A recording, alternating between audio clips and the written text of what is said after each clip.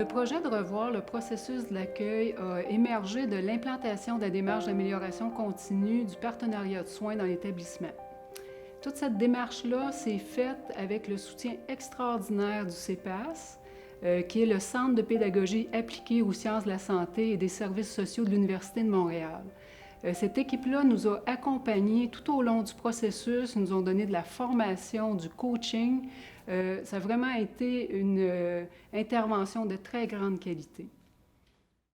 Donc, au niveau de l'organisation, c'est sûr que nous, on avait un grand intérêt à adhérer au processus puis à l'approche collaborative. Notamment, on trouvait qu'il y avait un lien direct avec les valeurs de l'organisation. On a notamment une valeur qui est l'humanisme, puis on a une autre valeur, entre autres, qui est la prestation sécuritaire des soins et services. Fait que pour nous, c'était tout à fait là, cohérent de poursuivre avec la mise en place de l'approche collaborative au sein du C3S d'Antoine Labelle. On trouvait que ça rejoignait totalement nos valeurs. D'abord, on a formé un comité qui s'appelle le Comité d'amélioration continue. Ce comité-là est composé de 2 leaders de collaboration en établissement.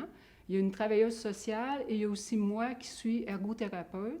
Il y avait un gestionnaire, un médecin, une infirmière auxiliaire, une préposée aux bénéficiaires, mais aussi, et c'est ce qui est peut-être nouveau et très important, il y avait l'implication d'une résidente ressource et de 2 proches ressources.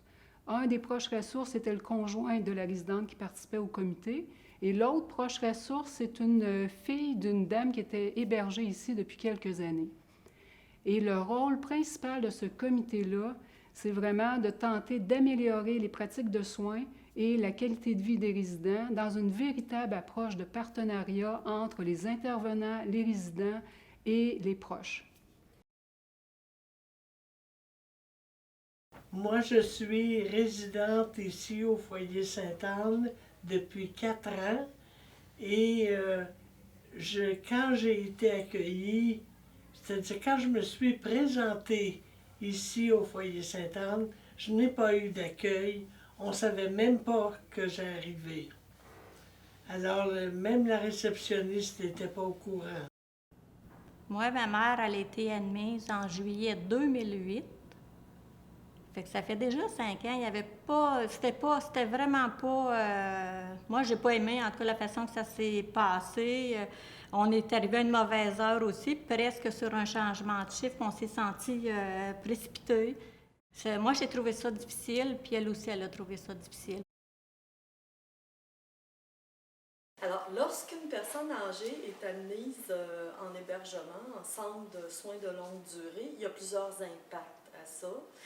Il y a des impacts positifs, il y a des impacts négatifs. Alors, je vais commencer par les impacts négatifs. Il y a plusieurs deuils à faire. Alors, deuil de son autonomie, parce que lorsque les gens arrivent en CHSLD, il y a une perte d'autonomie très, très importante qui fait qu'ils n'ont pas le choix que d'être en hébergement en CHSLD. Il y a aussi des impacts positifs, la sécurité, qui est quand même un aspect très, très important pour plusieurs. Le fait d'avoir une réponse à ses besoins, d'avoir des soins adéquats, sans avoir à demander au conjoint, à la conjointe, des fois c'est une contrainte très, très importante, ou aux enfants, aux proches. Donc ça, c'est un aspect très important. Il y a les relations aussi avec l'équipe de soins qui peut prendre une dimension très importante pour plusieurs. Vous savez qu'il y a des personnes qui arrivent en hébergement qui sont complètement seules dans la vie. Alors, les liens avec l'équipe sont très importants. Il y a aussi l'accès à des repas bien équilibrés. Il y a aussi l'accès à plusieurs activités. Pour plusieurs, l'aspect socialisation peut être très important. Le premier objectif qui a été retenu par le comité, ça a été d'améliorer l'accueil du nouveau résident qui est hébergé et de ses proches.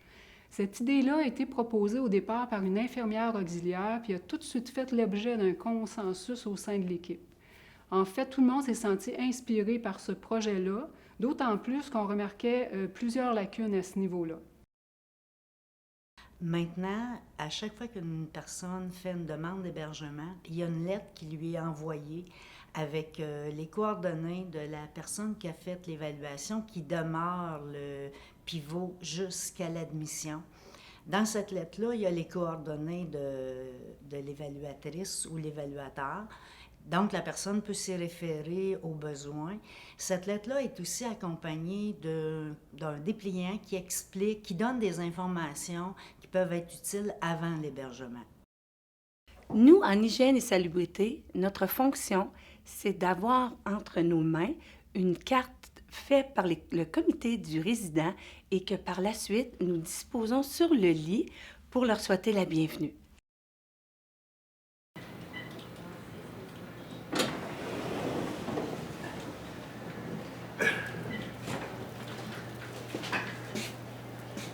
Bonjour. Bonjour. Ça sera pas long, je vais aller vous trouver. D'accord. Madame Wood, Oui. moi je suis Manon. Je suis la réceptionniste ici. Avec l'aide de mon conjoint, Jean-Claude Lecomte, moi, Rosamond Houle, j'ai fait partie du comité d'amélioration continue pour essayer de donner un meilleur accueil, plus humain, plus chaleureux aux nouveaux résidents qui viennent à l'hébergement ici. La perception des intervenants, on était tous entretien ménager, réceptionnistes, préposés, tous faisaient partie de l'accueil des résidents. Lorsque le lit est libre, l'entretien ménager dépose une petite carte de bienvenue au nouveau résident dans lequel il va arriver à sa chambre. Fait qu'on l'accueille tout le monde ensemble. Mon rôle comme proche aidant, c'est justement d'essayer d'aider les proches aidants qui arrivent. Parce que c'est pas évident que tu viennes mener ton épouse ou une fille sa mère. Les autres aussi ont besoin d'un coup de main des fois. Comme résidente ressource, mon rôle, c'est d'aider les nouveaux arrivants à avoir un accueil chaleureux et humain. Et puis aussi d'être la personne ressource de l'étage si jamais ils ont des questions pour essayer de leur trouver les meilleures réponses. En fait, mon rôle débute au moment où j'ai l'information qu'il y a une admission durant la journée. Là, moi, j'avise toute mon équipe aussi. Ensuite de ça, j'ai l'information du nombre exact de l'infirmière qui m'appelle pour me dire combien exactement de membres de famille qui vont être présents pour souper avec le résident. Puis ensuite de ça, la dernière étape, en fait, je m'assure que le bon nombre de repas en surplus va être monté à la bonne unité où le résident est admis pour que toute la famille puisse manger ensemble. Je me suis rendu compte que les gens sont plus sécures, les familles, ils se sentent plus comme dans leur nouvelle demeure. C'est en comparé un petit peu avant, qui était comme... déjà là, il faut qu'ils fassent un deuil pour rentrer dans un nouveau centre, puis c'est de quitter la maison sans revenir ici. Mais avec l'accueil qu'on leur fait, ils se sentent comme un peu déjà chez eux. J'étais très heureuse de faire partie d'une équipe de professionnels qui ont à cœur le bien-être du résident, puis qui sont prêts à tout mettre en œuvre pour améliorer les soins. J'ai très apprécié ma participation, m'a permis de connaître le personnel qui travaille, même l'établissement, je ne la connaissais pas avant tellement. Fait que j'ai réellement aimé ça. Bien, moi, j'ai bien aimé faire partie du comité d'amélioration continue dans le cadre du partenariat de soins. J'ai trouvé que c'était une très bonne idée d'inclure les proches aidants dans ce nouvel... C'est un nouveau projet, hein? C'est nouveau dans la boîte. Puis le proche aidant, c'est important qu'il soit là, justement, parce qu'on est la voix, on est la parole du résident qui est plus capable de s'exprimer, puis de dire ses besoins, puis ses volontés. Bien, moi, en tout cas, j'ai trouvé ça bien chaleureux. J'ai trouvé ça accueillant.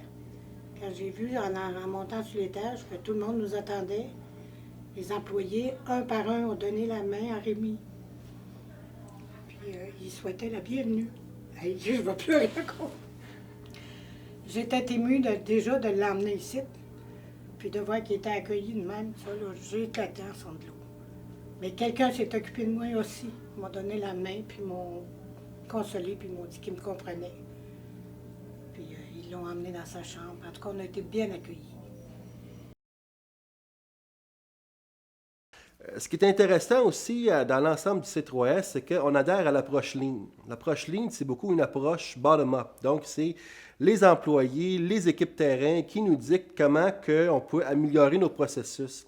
Mais le processus d'admission, c'est absolument ça qui s'est produit avec le comité d'amélioration continue. C'est l'équipe en tant que telle qui a décidé de travailler sur un processus d'admission, de vraiment là, indiquer à chacune des étapes qui fait quoi, qu'est-ce qui se passe, une notion d'amélioration de la qualité, des petites touches très personnelles qui font en sorte que l'ensemble du processus aujourd'hui, non seulement on en est fier, mais on pense que c'est vraiment la façon de procéder. Puis nous, c'est clair que ce qui a été mis en place ici au Centre d'hébergement Sainte-Anne, c'est quelque chose qu'on veut exporter non seulement dans notre haute CHSLD, mais également dans nos ressources intermédiaires.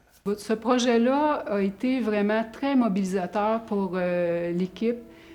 Ça a amené une nouvelle énergie, puis ça a dynamisé l'équipe. Maintenant que notre projet est terminé, on est prêt à repartir un deuxième cycle d'amélioration continue avec un nouveau projet. Puis ce qu'on vise, c'est le meilleur pour nos résidents, mais aussi pour créer un bon milieu de vie. Je souhaite que tous les nouveaux résidents soient accueillis comme je l'ai été dans la vidéo, et puis que ce soit pas juste ici à Sainte-Anne, mais partout où il y a des centres d'hébergement.